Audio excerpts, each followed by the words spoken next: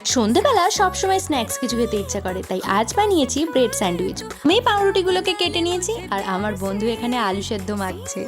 কড়াতে লঙ্কা ফোড়ন দিয়ে তারপর দিয়ে দিয়েছি পেঁয়াজগুলো। পেঁয়াজটা তারপর হালকাভাবে নেড়ে তার মধ্যে দিয়ে দিয়েছি টমেটোটা হালকা করে নেড়ে দেখো এখানে আবার ও আমাকে দেখাচ্ছিল।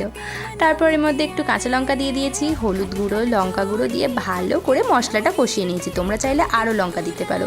তারপর দিয়ে দিয়েছি আলুগুলো, তারপর একসাথে ভালো করে এটাকে কষিয়ে নামিয়ে নিয়েছি।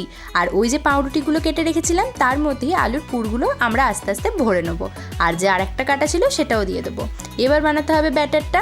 দিয়ে দিয়েছি বেসন, তারপর লঙ্কা গুঁড়ো, হলুদ গুঁড়ো, নুন, একটু জল দিয়ে ভালো করে ব্যাটারটাকে রেডি করে নিতে হবে। তারপর সবগুলোতেই সুন্দরভাবে করে নিয়েছিলাম। বেসনের মধ্যে চুবিয়ে উল্টে পাল্টে ভেজে নিলেই আমাদের রেডি। তো কেমন হয়েছে অবশ্যই জানিও। আর এই যে আমার বন্ধুও রিভিউ দিয়ে দিল।